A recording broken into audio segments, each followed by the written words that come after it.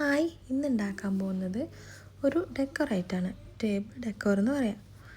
അപ്പോൾ അതിന് വേണ്ടിയിട്ട് ഒരു A4 സൈസിലുള്ള ഒരു പേപ്പർ എടുത്തു. കളർ പേപ്പറാണ് ഏറ്റവും നല്ലത്. കളറാകുമ്പോൾ നല്ല ഭംഗിയുണ്ടാവും. അപ്പോൾ അങ്ങനെ ഒരു പേപ്പർ എടുത്ത് ഇതുപോലെ ഇതിൽ കാണുന്ന പോലെ ഞാൻ കോണാക്കി കട്ട് ചെയ്തു. അതിന് ശേഷം ഇതുപോലെ അടിയിൽ നിന്ന് അങ്ങോട്ടും ഇങ്ങോട്ടും ഇങ്ങനെ ഒരേ അളവിൽ മടക്കി മടക്കി കൊടുത്തു. വീഡിയോയിൽ കാണുമ്പോൾ മനസ്സിലാവുന്നില്ലേ, അതുപോലെ. അപ്പോൾ അങ്ങോട്ടും ഇങ്ങോട്ടും മടക്കുമ്പോൾ ആ മടക്ക് വരുന്ന ഭാഗം എല്ലാം ഈക്വൽ ആവണം. എല്ലാ മടക്കും ഒരേപോലെ ആവണം. ഇല്ലയെന്നുണ്ടെങ്കിൽ ഒരു പെർഫെക്ഷൻ ഉണ്ടാവില്ല, ഫിനിഷിങ്ങിൽ കാണാൻ ഒരു രസം ഉണ്ടാവില്ല. അപ്പോൾ അതുകൊണ്ട് ഇങ്ങനെ അങ്ങോട്ടും ഇങ്ങോട്ടും മടക്കി കൊടുത്ത്, പിന്നെ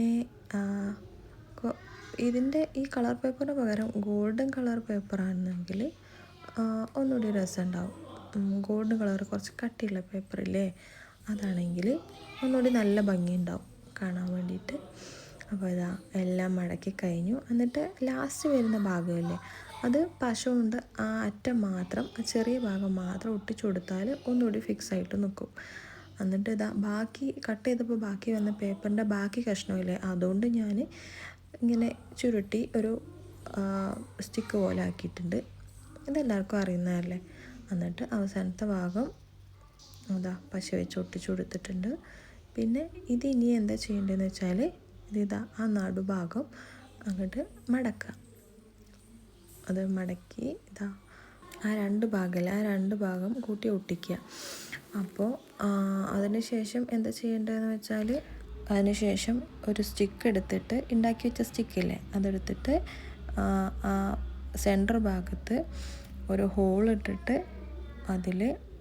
അത് ഫിക്സ് ആക്കി വെക്കുക. അത്രയേ ഉള്ളൂ. ഇങ്ങനത്തെ സിമ്പിൾ ക്രാഫ്റ്റ് ഇഷ്ടപ്പെടുന്ന ആൾക്കാരാണെങ്കിൽ എന്തായാലും ലൈക്ക്, ഷെയർ ആൻഡ് സബ്സ്ക്രൈബ്.